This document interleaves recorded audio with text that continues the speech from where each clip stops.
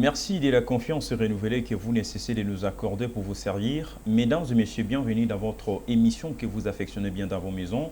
L'émission Autour du plan qui reçoit pour vous cet après-midi Monsieur Don Israël Mbouyi qui est acteur politique.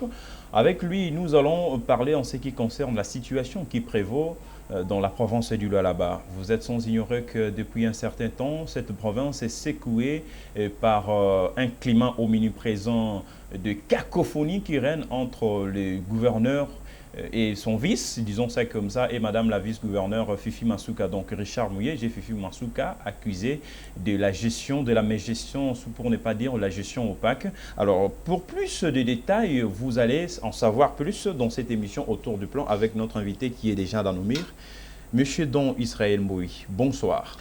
Bonsoir mon ami. Comment allez-vous? Super bien. Nonobstant que ça ne marche pas bien chez moi, et nous sommes là, nous gardons le cap, nous sommes croyants, nous espérons que les choses iront de mieux en mieux. Donc, comme je viens de faire mention ici, lors de mon introduction, c'est concernant la situation qui prévaut dans la province du Lualaba, donc Stargui sort chez vous. Alors, avant d'entrer dans les méandres de notre entretien de cet après-midi, c'est quoi l'origine du problème? Oh, ça remonte à quelques années, 5 ans pour tout dire. Ça remonte à l'époque commissaire spéciaux, avec la décentralisation. Le Katanga était encore le grand Katanga. Avec l'avènement de la décentralisation, il était prévu qu'on envoie d'abord des commissaires spéciaux dans des provinces pour préparer les futures élections des gouverneurs. Chose qui a été faite. Et au Lualaba, il y en avait 3, le gouverneur Richard Mouye et ses 2 vices. Les temps sont passés, Madame Fifi était vice en charge de l'économie, finance et développement. Et le temps sont passés. Avec les accointances politiques, il avait été demandé au gouverneur de la garder comme colistière. Chose qui avait été faite. Et ils ont travaillé ensemble pendant ce beau bout de temps. Mais fort malheureusement, il y a une loi au Congo, une loi sur la libre administration des provinces. À l'époque, quand le gouverneur est arrivé avec ses vices, ils avaient un mandat spécial parce qu'ils étaient commissaires spéciaux. Et Madame Fifi était en charge des finances développement. J'aimerais que vous captez très bien cela. Très bien, allez-y. Et juste 6 mois, quand il y a eu élection des gouverneurs, elle ne devait plus rester ou demeurer en charge des finances parce qu'on devait maintenant avoir un ministre des Finances qui devait s'occuper des finances de la province. Donc du coup, elle devait s'occuper à rester vice-gouverneur. Et quand tu étais commissaire chargé des finances et tout ce qui cadre avec le développement, et on vient en quelque sorte de dépouiller de cette fonction que tout Congolais aimerait bien avoir, ça veut dire gérer les finances. Et là encore, il faudrait que nous nous posions la question de savoir comment est-ce que la province a été gérée à l'époque là. Là n'est pas le débat aujourd'hui. Un jour, nous y reviendrons pour que les gens comprennent combien est-ce que c'était pas du tout facile pour le gouverneur et sa vice-gouverneur qui avait en charge les finances. Et alors, il y a eu élection, le gouverneur est passé avec sa colistière et cette fois-là, il fallait qu'on applique la loi. Le gouverneur étant un légaliste, étant quelqu'un de respectueux des lois du pays, on devait suivre à la lettre maintenant la loi sur la libre administration des provinces. Cette loi congolaise, jusqu'à ce jour, qui ne donne pas suffisamment de pouvoir ou de latitude à un vice-gouverneur. Je pense que ça c'est la genèse du problème. Je pense que ce qui s'est passé pendant plusieurs années, Madame Fifi Masuka Saini, que je salue encore ce soir, bonsoir Madame Fifi, était restée sur la nostalgie du passé, sur la nostalgie de l'époque où elle gérait les finances de la province. Elle voulait que cela se pérennise, elle voulait qu'elle reste dans ce rythme où elle pouvait se permettre tout. Elle se revient un beau matin, bon on va faire ça, sans quand même parfois, j'aurais appris que plus souvent que le gouverneur n'était même pas au courant. Vous vous imaginez? Alors, on veut des sources sûres, hein? Des sources sûres, Oui. puisque vous êtes de la province. Tout à fait. Alors, on veut aussi savoir, est-ce que ce n'est pas de la gestion opaque caractérisée par Richard Mouye? Donc, l'aîné du problème, c'est celui-là. Non. Tu sais, aujourd'hui, il faut bien dire les choses. On ne doit pas punir une personne pour avoir mieux fait. Là, je prends les paroles d'un sénateur congolais qui a dit on ne peut pas punir Richard Mouillej-Manguez-Mons pour avoir mieux agi, pour avoir mieux géré la province. Je te mets au défi. Si tu es capable de me donner une seule province qui a mieux fait que le Lualaba, j'arrête mon micro, je débarque et je m'en vais. Aujourd'hui, devant l'opinion nationale comme internationale, je peux prouver à quiconque veut le savoir, à quiconque veut l'entendre, que le Lualaba, c'est la province prime. Quand on nous appelait province pilote, ce n'était pas par la bonne volonté du président de la République. Au fait, le Lualaba était un pédagogue. Richard Mouillej-Manguez-Mons, sa gestion était une gestion pédagogue. Quand tu t'appelais gouverneur par le passé et que tu avais besoin de savoir comment il fallait mieux gérer, qu'il fallait booster ta province, eh bien, on t'indiquait une voie, va au Lualaba, trouve Richard Mouillej-Manguez-Mons, demande-lui comment il fait. Voyons un peu, c'est ainsi qu'on appelait le Lualaba province pilote. Quand il fallait parler infrastructure, il fallait parler développement, il fallait parler éducation. C'est la seule province dans tous les secteurs de la vie publique de ses citoyens. Et il y a eu des grandes actions. Depuis l'avènement de la décentralisation, aujourd'hui, c'est la province qui fait la fierté de la République démocratique du Congo. Lorsqu'on parle du détournement de plus de 80 millions de dollars américains et la spoliation du terrain Mouangej à un sujet indien, donc vendu à un sujet indien, disons ça comme ça. Donc peut-on dire que c'est de l'acharnement contre la personne de Richard Mouillej en quelque sorte? Déjà, je te parle de 80 millions. Ils avaient commencé avec 20, c'était 60, maintenant tu me parles de 80. Et là, récemment, j'ai entendu un saltimbanque quelque part ici dire qu'il s'agirait de plus de 300 millions de dollars. Au juste, aujourd'hui, personne n'est capable de venir sur une chaîne de télé nous dire effectivement qu'il y a eu des tournements ici. Parce que tu parles de 80 millions, je me rappelle quels étaient leurs mobiles. En fait, ils parlaient de l'argent qui était alloué à la subvention de l'agriculture. Est-ce que tu sais que dans le Grand Katanga, aujourd'hui, je vois des gens qui publient leurs maisons, qui publient leurs grandes villas, les gens qui ont géré le pays ou les provinces par le passé. Et au Katanga, nous avons un sérieux problème. Un problème de quoi? De la nourriture.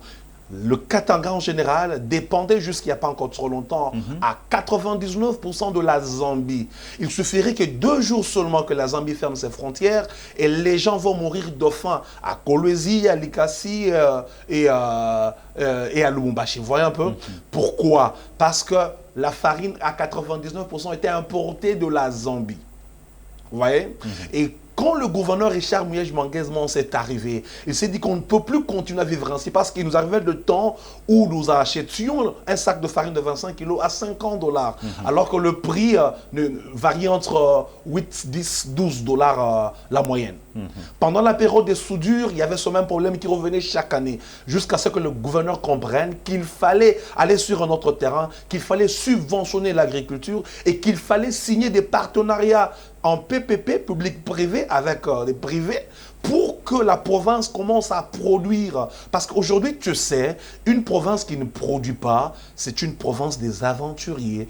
C'est ainsi que par sa vision, vous voyez un peu, Richard Mouillej-Manguez-Mons nous a mené à une phase de production. On a subventionné l'agriculture. Et aujourd'hui, jusqu'à l'année passée, je ne sais pas s'ils l'ont fait aujourd'hui, depuis qu'il n'est pas là, les agriculteurs étaient subventionnés. On leur octroyait des intrants agricoles. Ils produisent, ils remettent une portion au gouvernement et on avait un partenariat public-privé avec 2 autres partenaires, quand bien même l'un d'entre eux nous avait dribblé. Et nous tous nous connaissons ce qui s'est passé. Mais aujourd'hui, jusque quand je quittais Kolwezi, la farine a été stabilisée. Donc, un gouvernement travaille pour sa population. Qu'on ne vienne pas mentir des gens ici. Voyez un peu, quoi que vous fassiez en tant que gouvernement, s'il faut dépenser l'argent pour que les gens boivent, pour que les gens mangent, c'est ça le rôle d'un gouvernement. Quelle est donc d'abord la spoliation du terrain Mouangej vendu à un sujet indien? Parce que tu parles d'un certain sujet indien. On en a trop parlé, voilà que ce monsieur-là, il a fait ceci, il a fait cela. Les mêmes personnes qui ont accusé, je dis bien les mêmes personnes qui ont accusé Manchin spoliation, ils sont partis encore recourir à ce même entrepreneur pour faire quelques projets dans la province. Si l'autre était mauvais, si tout ce qu'on faisait avec lui était mauvais, pourquoi ils ont recouru encore auprès de ce même entrepreneur pour construire ce qu'ils sont en train de construire, quand bien même ce n'était pas prévu dans la loi de finances de cette année? Pour dire quoi? Un gouvernement fait des actions. Et tu sais, sur Mwangeji là, ça sera le premier mall de la province du Lualaba qu'on va construire là. J'aimerais bien que quand le mall sera fin prêt, que les gens qui ont accusé là ne partent pas dans ce mall là. Tu sais, une ville, une province se développe avec ce genre de choses. Avec tout ce qu'il y a comme Kolwezi, tu arrives à l'époque, il n'y avait même pas une maison de 5 étages. À Kolwezi, avant Richard Mouyej Manguez-Mons. Aujourd'hui, il y a un boom immobilier. On essaye d'embellir la ville. On essaie, passez-moi un peu le terme, aujourd'hui, tout le monde, en quelque sorte, veut aller à Kolwezi. Oui, tout le monde veut aller à Kolwezi. Pourquoi? Parce qu'il y a développement. On veut construire un grand mall, c'est dans un endroit central. Pas seulement ça. Il y avait un problème à l'hôpital. Tu vois un peu, le gouvernement a eu à aider l'hôpital de Mwangeji pour essayer de construire bien des choses et avoir des équipements. Et c'était à la demande des médecins parce que ce terrain-là était inoccupé, il n'y avait pas de projet dessus. Si on pouvait avoir quelqu'un pour que nous ayons plus d'argent à pourvoir à nos besoins. C'est ce qui a été fait. Et aujourd'hui, sur ce même endroit-là, sera construite la plus grande pharmacie de la province. Très bien, très bien. C'est à côté de l'hôpital. N'importe quel produit tu vas chercher, tu entres juste à côté, tu as le produit. Et c'est quelque chose pour le développement, pour le bien-être de la population. Très bien, ça c'est une bonne chose. Donc, à vous entendre parler, il y a un problème qui se pose dans cette province du Lualaba. Donc, aujourd'hui, tout le monde veut aller à Kolwezi faire un tour parce que c'est une bonne province, disons ça comme ça. Alors, la question reste à poser. Que faire pour juguler une fois pour toutes les climats du tohu-bohi qui règnent dans la province? Tu sais, je veux te dire... Monseigneur Nestor Ngoï, récemment, qui a dit que la province souffrait d'une paralysie. Aujourd'hui, les gens veulent faire croire aux uns et aux autres que tout va bien au Lualaba, mais je regarde votre caméra et dire à la population congolaise que rien ne va dans le Lualaba. Il y a une paralysie que j'ai qualifiée récemment de tridimensionnel, sur le plan politique, sur le plan social, ainsi que sur le plan économique. Rien ne marche.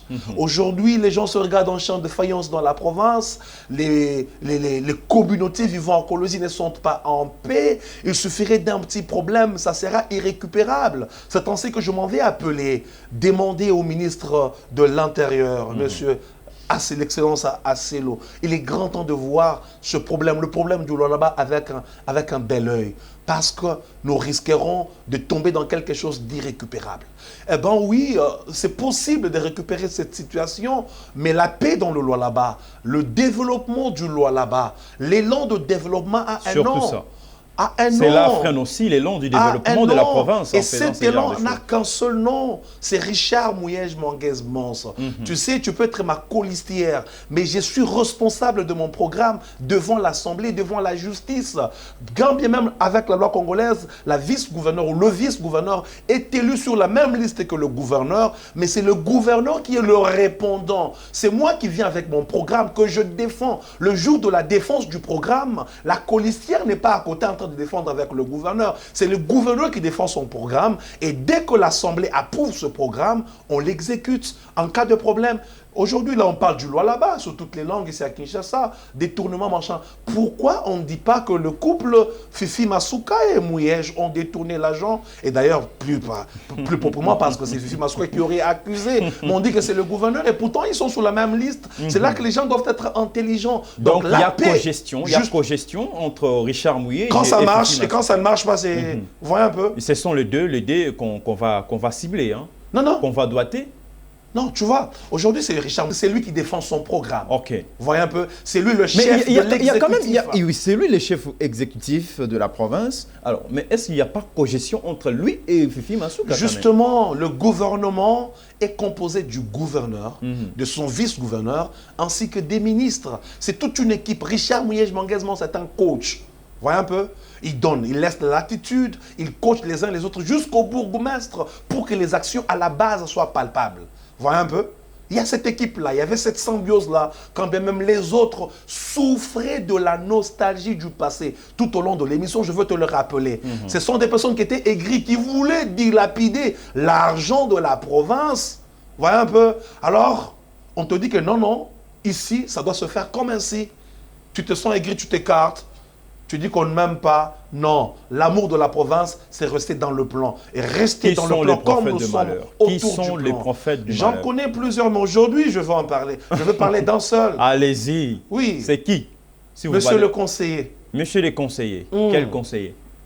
Le conseiller qui fait office de directeur de cabinet de Madame Fifi Masuka Saini. C'est lui. C'est qui, monsieur le conseiller? John Toka. Ok.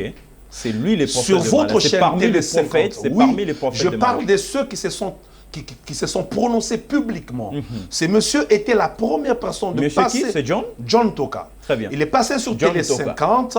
Il a dit ouvertement que le gouverneur Richard Mouyej Manguez-Manso était en passé. Donc ce n'est pas Mardoché Ntélé, ce n'est pas Kouchi Chomba. Mais pourquoi tu veux me mélanger quoi jusqu'à ce point? Tu vois un peu. Mais puisqu'ils sont passés ici, ils sont là, ils étaient là, en tout cas, en train d'affirmer certaines choses qui vont à l'encontre de Richard Mouyej en quelque sorte. Je ne calcule pas Kouchi Chomba, je ne calcule pas Mardoché Ntélé. Je te parle bien du chef de leur chef. Très bien. Monsieur John Toka. John Toka. Il est passé sous les antennes de Télé 50 et a dit que le gouverneur était conjugué au passé. La province était dirigée par un nouveau gouverneur, alors que nous connaissons les procédures. Pour qu'il y ait un nouveau gouverneur, il faut que celui qui est là soit démis de ses fonctions. Et il n'y a que l'Assemblée provinciale ou le président de la République qui a compétence d'obtenir sa déchéance. Oui, ou le président de la République qui peut la demander. Chose qui n'a pas été faite. Et ce n'est même pas d'actualité. Ce n'est pas moi qui le dis. C'est le président de l'Assemblée, Willy Kamouni, qui en a parlé récemment, à peine 3 jours, que ce n'est pas d'actualité et ça n'arrivera pas au là-bas. On ne pense même pas à cela. Vous voyez un peu. Mais ce monsieur s'est permis de dire des balivernes sur vos antennes. L'émission est en boîte sur Internet. Quiconque veut va trouver cette émission. C'est le premier prophète du malheur. Tu vois, aujourd'hui, nous assistons à une classe des bambocheurs, des bambochards, des noceurs et des jouisseurs qui veulent s'enrichir en 6 mois. Et c'est ce qu'ils sont en train de faire en ce moment. D'ailleurs, parce que je parle de lui, c'est pas une personne qui devrait même rester dans le bâtiment du gouvernement provincial. Sa place, c'est en prison.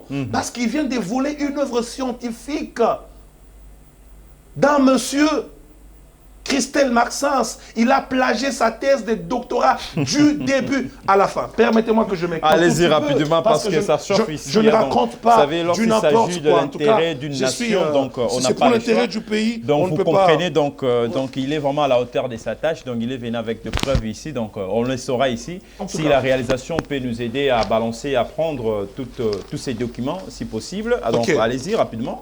Donc qu'est-ce que vous voulez nous dire? Qu'est-ce que vous nous avez amené ici? Prends la thèse. Donc, thèse de doctorat. Ok. Ntoka Kasongo John. Ok. Voilà. Et de mon côté, j'ai la thèse de doctorat Maxence Christelle. Très bien. Le thème, consentement et subjectivité juridique. Contribution à une théorie émotivo-rationnelle du droit. Là-bas, c'est toi, c'est comment? Du Congo. Oui, donc consentement et subjective juridique, contribution à une théorie rationnelle du droit en République démocratique du Congo. C'est presque le même terme. La même chose. Oui, oui. Si ça s'était même arrêté au niveau de quoi? De la thématique, on comprendrait encore. C'est du plagiat. Mais c'est du plagiat à 99,9%. C'est du vol sommaire. Je lis, tu lis chez toi? Très bien. Table des principales abréviations sommaire. Introduction. Table de principales abréviations. Non, sommaire. Va au sommaire. Non, au sommaire. Oui. Rapidement au sommaire. Donc, c'est dans quelle page? C'est 8 ou 9. Ok, 9, tu es là. 9. Ok. Partie 1. Chez moi, on écrit consentement et subjectivité, une liaison délicate. Chez toi? Consentement et subjectivité, une liaison délicate. Ok, on passe. Là, c'était que le sommaire. Allez-y. Même l'énoncé, il y a entre les pages là. Il y a une page là, à l'introduction, à la 10e page. Ok. Malheur, les temps sont proches où l'homme ne jettera plus par-dessus. Tu peux lire ensemble avec moi. Les hommes la flèche. Les hommes la flèche de son désir. Ou les corps de son arc ne seront plus vibrés. Mais c'est grave, hein? C'est grave en tout cas. C'est grave. Donc il mérite Introduction. Introduction. Dans l'introduction, qu'est-ce qu'on en dit? Premier point. noli foras ire, inde ipsum redi, in interiore homine habitat veritas. C'est toujours la même chose. Oui, oui. Deuxième. Dès lors, c'est bien la dimension intérieure, j'ai dit, oui, de l'existence. Dès lors, c'est bien la dimension intérieure de l'existence qui est ici exprimée et dont l'investigation aboutit à envisager la manière dont elle se manifeste, tant pour celui qui l'habite que pour celui qui la reçoit. Qui la reçoit. Une telle personne, s'il vous plaît, tu prends l'œuvre d'esprit d'une personne, tu prends la totalité. Je m'imagine, ça c'est moi qui ajoute, hein. Allez-y. Ça c'est moi qui ajoute. Je pense qu'il faut que les gens qui savent fouiner dans le passé, qu'ils aillent chercher le TFC de monsieur G3 et le mémoire licence 2. Je parie bien que si on cherche dans les archives, on trouvera que ces œuvres-là appartiennent encore d'autres personnes. Parce que c'est jusqu'à ta thèse de doctorat, tu pars plagier la totalité du travail de quelqu'un. Voilà le premier prophète de malheur. Et ce qui ne m'a pas plu récemment, Monsieur Maxence Christel a envoyé une lettre au gouvernement national congolais, au ministre de l'ESU. Moïndo Zang. Moïndo Zang, oui. Nous allons également parler de son passage justement là-bas, à Colombie. Oui, allez-y. On a envoyé une lettre chez le ministre. Ok. Il a réceptionné. Pas seulement ça, il y a eu même le professeur Titambo Kazadi Chamboui, Honoré, qui est cité quoi concrètement? Qui est cité dans cette œuvre qu'il était co-directeur de de cette thèse de mémoire. Il écrit au gouvernement que non, je ne connais ni de père ni de mère, je n'ai jamais travaillé avec monsieur. Une telle personne, c'est elle qui dicte la loi dans ma province, c'est lui ou rien, le passage obligé pour avoir quoi que ce soit. Donc, voilà ce genre de prophète de malheur. Oui. Ça, c'est une bonne chose. Et il s'est permis de passer sur Télé 50, de conjuguer un gouverneur encore en fonction dans le passé. Tu me demanderas pourquoi je m'acharne. Oui, je parle juste la vérité parce que de telles personnes ne doivent même pas être en liberté, leur place. Dans la chose publique. Quelle administration. Amakala, c'est ça leur place, c'est du vol. Il a volé l'œuvre d'esprit d'une personne. Voyez un peu, il a volé l'œuvre d'esprit d'une personne. Et ceux qui sont très mal, le ministre vient du loi là-bas. Très bien. Oui. Alors que le ministre était saisi de la situation. En lieu et place même, parce qu'il était avec John Toka là-bas, de dire, monsieur, viens d'abord. D'abord, c'est quoi les motifs de sa visite, de son passage là-bas? Visiter les infrastructures universitaires. Très bien. Et ce qui m'a fait mal là-dessus, tu sais quoi? On présente ces infrastructures. Oh non, non, félicitations, madame le gouverneur. Ça fait 6 mois en tout cas pour le travail. Non, monsieur le ministre, vous avez tout faux. Ces infrastructures ont été construites 2 ans passés déjà. Le ministre Thomas Louaka a inauguré ces bâtiments en décembre 2019. Donc, ce n'est pas l'œuvre de la personne que vous avez trouvée là-bas. C'est le travail de Richard Mouyej Manguez-Mans que j'appelle affectueusement le cerveau d'État. Voilà les antivaleurs dont nous n'avons pas besoin. Dans ce pays de Fachi Beton aujourd'hui. En quelque sorte, si on comprend bien, donc, parmi les prophètes de malheur, vous avez cité les professeurs le conseiller John Toka, donc, qui conjugue les gouverneurs actuels, gouverneur Richard Mouyej au passé. Oui.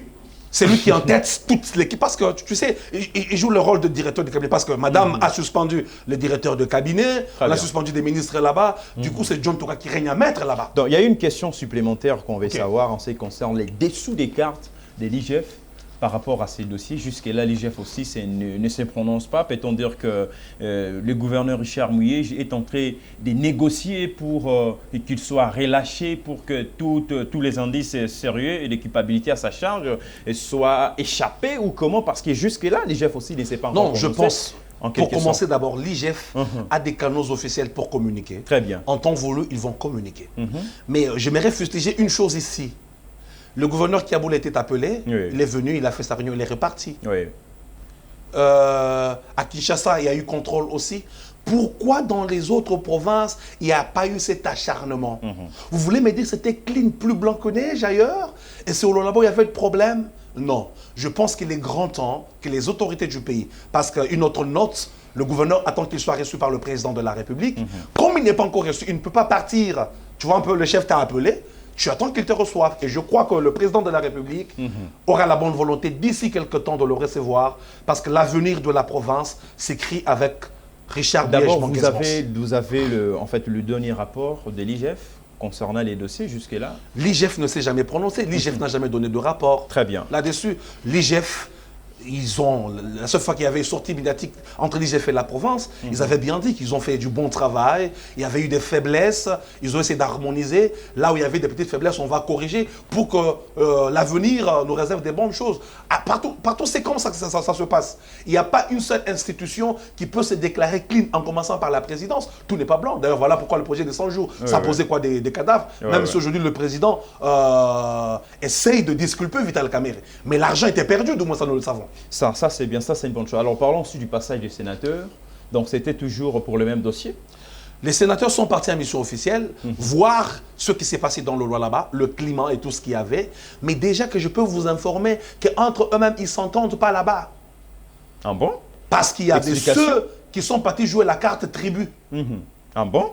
Parce que tel, pour ne pas dire madame, monsieur tel est de ma tribu, et que je suis sénateur, je dois devoir l'appuyer, même quand la vérité, elle est outre.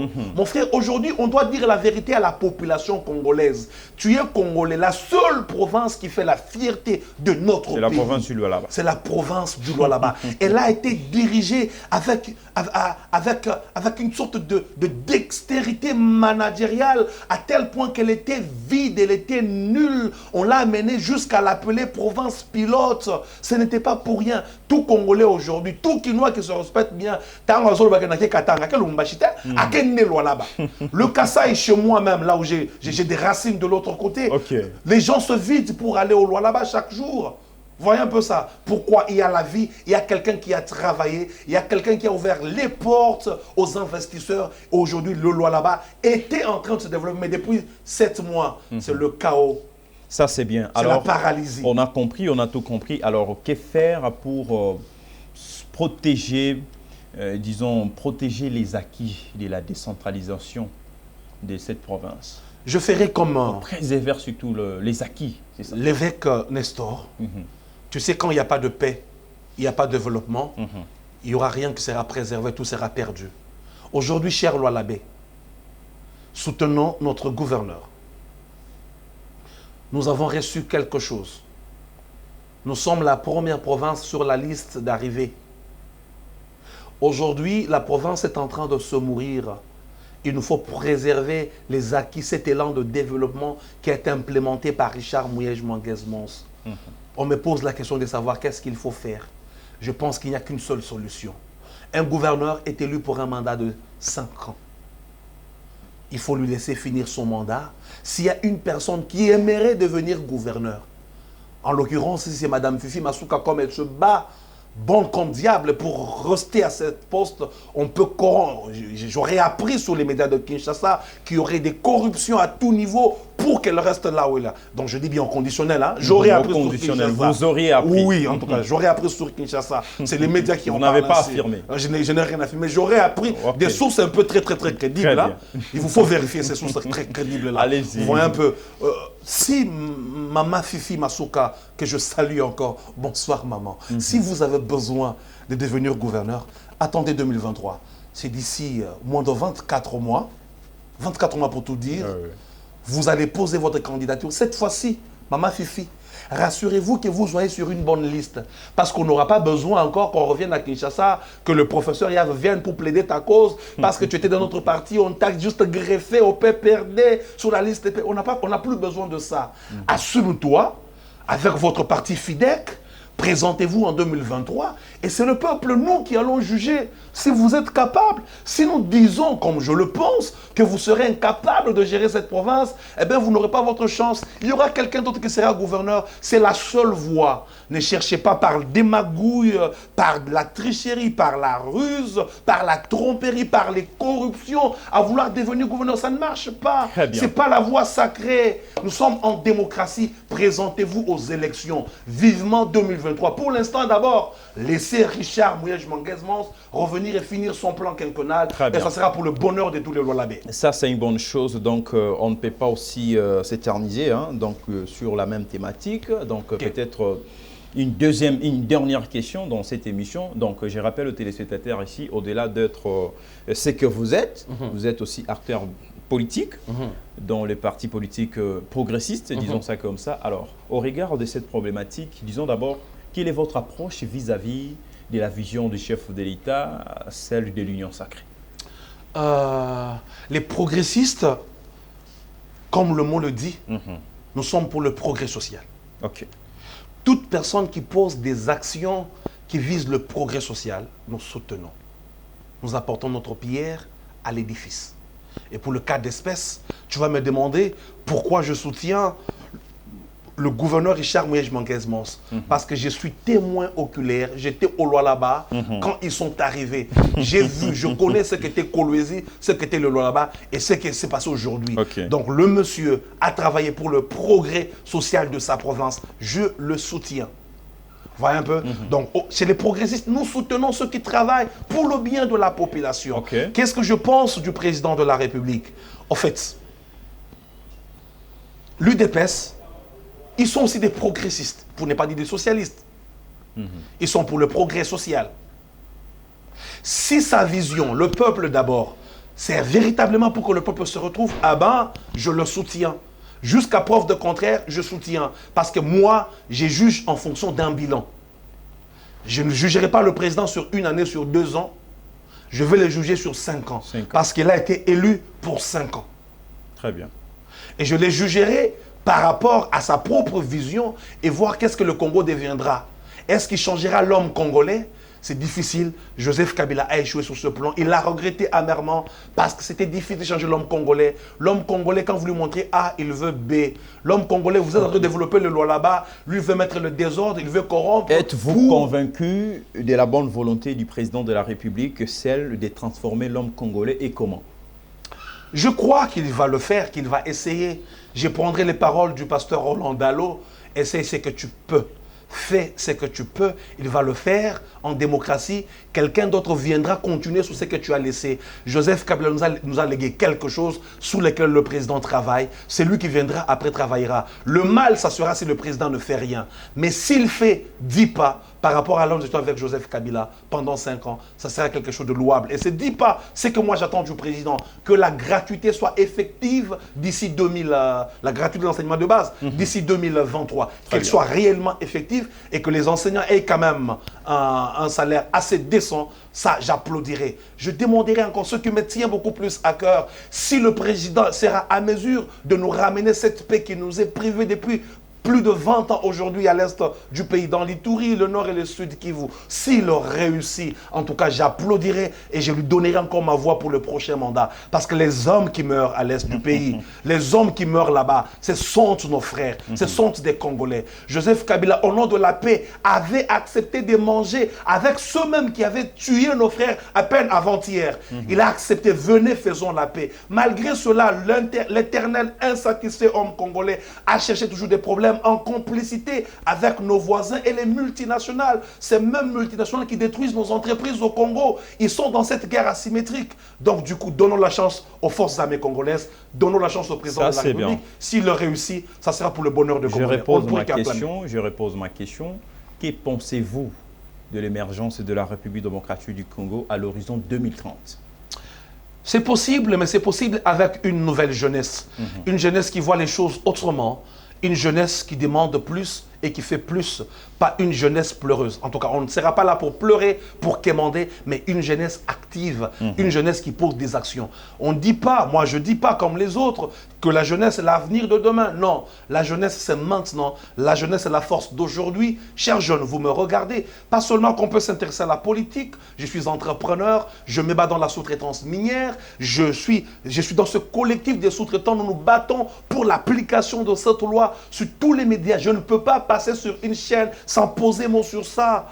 La sous-traitance est en train de se mourir au Congo. Eh bien, nous sommes là pour nous battre. Comme la loi dit dans son article 6, que la sous-traitance est réservée aux entreprises à capitaux congolaises.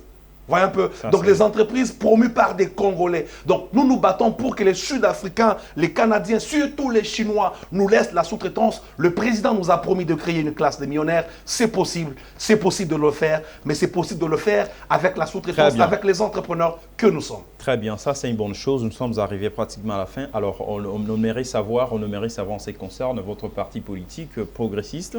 Alors, pourrez-vous nous faire un état des lieux de votre parti politique? Est-ce que ce parti politique est nourri des ambitions positives? Et comment, s'il y a des ambitions positives au sein de votre parti politique? En fait, d'ailleurs, pour votre information, je suis l'initiateur de la Ligue des progressistes. Le plus souvent, les gens confondent quand je dis la Ligue des progressistes, parce que non, c'est la Ligue des jeunes. Non, ce n'est pas la Ligue des jeunes. C'est la Ligue des progressistes. C'est la Ligue des progressistes. Donc, vous êtes en train d'instiguer, n'est-ce pas, la jeunesse je ne sais pas moi, à s'épanouir. À s'épanouir, voilà. À voir les choses grands, à voir les choses autrement. Vous voyez un peu? Donc, c'est la Ligue des progressistes dont je suis initiateur et fondateur. Pour l'instant, je ne vous dirai pas que nous sommes déjà un parti politique, mais une structure sociopolitique. Oui, les ambitions, ils sont... D'ailleurs, je vous informe que je serai candidat pour les élections de 2023. Candidat président, candidat député national ou comment? Non. On va suivre l'enchaînement logique. Je vais commencer par être d'abord député afin que de faire passer ou faire appliquer toutes les lois qui ont trait avec le petit commerce et l'entrepreneuriat. Voyez un peu, je veux me battre pour ça. Je l'ai fait comme ça ne porte pas encore des fruits. Et vous aussi, vous aurez toujours le même discours avec ceux qui sont là aujourd'hui, donc en train de dire non, non, non, non pour le peuple. Donc vous êtes là au nom du peuple, mais arrivé sur les champs, donc vous ne représentez presque pas le peuple. C'est toujours le même discours qui se répète. Non. Qui se répète. Là, qui m'envoie? Chez vous, les le politiques. peuple ne m'envoie pas. Le peuple ne m'a pas donné mandat. Mais au nom de l'amour de ce peuple, je le fais déjà. Donc, chère population, vous avez quelqu'un sur qui compter. Mais c'est le même peuple-là qui va vous donner mandat le jour où vous allez vous décider d'être là à l'Assemblée nationale quand même. Oui. Ce peuple, quand ils me donneront ce mandat, je veux travailler, je veux militer, je veux faire passer des lois. Pas le même discours, parce que je le fais. Le mal du Congo, c'est quoi? Tu sais, le mal du Congo, c'est quoi? Certes, il y a quelques députés qui sont connus, tu vois un peu, à la base, à Kinshasa, quelque par-ci, par-là. Mais on a... vous allez vous retrouver qu'il y a certains députés qui ne sont même pas connus dans leur propre base. Vous voyez un peu? Donc, ils n'ont jamais existé en tant que tels, comme défenseurs de leur propre base. À l'approche des élections, quelqu'un débarque parce qu'il a un peu d'argent, il paye sa caution, il achète des t-shirts, un peu de Thompson, et puis devient député. Mais pourquoi tout le monde s'intéresse toujours à la politique et plutôt de faire autre chose? Vous voulez toujours la politique parce qu'il y a là-bas, il y a de l'argent. Pourquoi tout le monde s'intéresse à faire la politique et pourquoi pas autre chose? Seulement la politique. Laisse-moi te dire une chose. Ce serait une erreur de ne pas s'intéresser à la politique. Moi, je suis contre ce discours-là. Dans un pays démocratique, retiens bien ce que je dis. Dans un pays démocratique, tout citoyen est politique. Il n'y a pas de neutre. À l'église, les gens sont politiques. À la société civile, les gens sont politiques. Parce que même les fidèles qui viennent à l'église là, ils ont leur parti politique. Ils ont leur tendance politique. Même à la société civile là, tout le monde a des tendances, que personne ne te trompe, que la société civile, elle est neutre. Jamais. Elle n'a jamais été neutre. Nous avons vu des sociétés civiles combattre Joseph Kabila, les autres soutenir l'opposition. Aujourd'hui, les mêmes gens, ils soutiennent le pouvoir, ils sont en train de combattre l'opposition. Donc, dans un pays démocratique, il faut faire la politique, mais chacun à son niveau. Je veux me battre pour changer les choses. Pas pour s'enrichir quand même. Non, pas pour s'enrichir, c'est ça. C'est la mauvaise note. Nous allons nous battre pour changer les choses dans ce pays. La population a besoin de gens comme nous, des gens qui peuvent porter la voix très haute. Je parle sans frousse, sans peur de qui que ce soit. Aussi longtemps que je sais, je reste dans l'ordre, je n'insulte pas et je respecte les autorités. Ça, c'est bien. S'il s'agit de dire que le président a mal fait, je le dis, je n'ai jamais eu peur de le dire. Ça, parce que lui-même a dit que laissez les gens me critiquer pour que je fasse bien mon travail. Donc, je veux faire la politique. Mais ces critiques doivent être aussi objectives, plutôt subjectives. Tu sais, aujourd'hui, le mal avec le Congolais, c'est quoi? Je ne veux pas critiquer le président de la République parce que je suis de facto de SID. Non. Ou je ne veux pas soutenir le président de la République parce que de facto, je suis de l'UDPS ou je suis kassaïen. C'est ça le mal avec le Congolais. Je soutiens le président de la République quand il fait du bien. Quand il fait mal, je torpille mon frère. Très bien. J'oublie la tribu parce que je ne peux pas faire la politique sur base de la tribu. Ce sont des antivaleurs. Le tribalisme, le clientélisme, le népotisme sont des antivaleurs. Ça ne fera pas évoluer ce pays. Très bien, ça c'est une bonne chose. Donc ça fait partie de vos ambitions, de vos perspectives que vous avez donc, en tant qu'initiateur de progressiste, disons ça comme ça. Alors nous sommes arrivés à la fin de cette émission. Votre dernier mot avant de boucler ça? Mon dernier mot, je demande à la jeunesse congolaise de se réveiller. Et en particulier, la jeunesse Lualabès. Il est grand temps que vous manifestiez maintenant votre amour envers votre gouverneur. Notre gouverneur. N'attendez pas le pire, que la peur quitte vos âmes, comme dit l'un de vos confrères, et que maintenant, passons aux actes.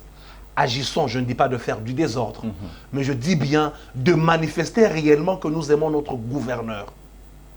Que personne ne vous fasse peur, le mal est mal, le bien est bien. Mais surtout, soyez patients, le gouverneur rentre très bientôt et nous arrivons pour pérenniser l'élan de développement, dont Israël Hubert Mbouy, votre ami.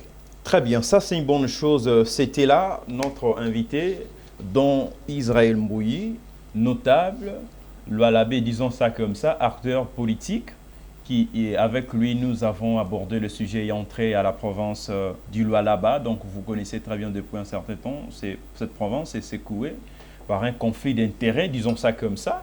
Donc, il en appelle, dont Israël Mbouy, donc au calme, n'est-ce pas, pour ne pas stigmatiser quoi que ce soit. Non, laisser Richard Mbouy faire son travail, donc continuer son mandat, puisque les mandats est de 5 ans, donc il termine.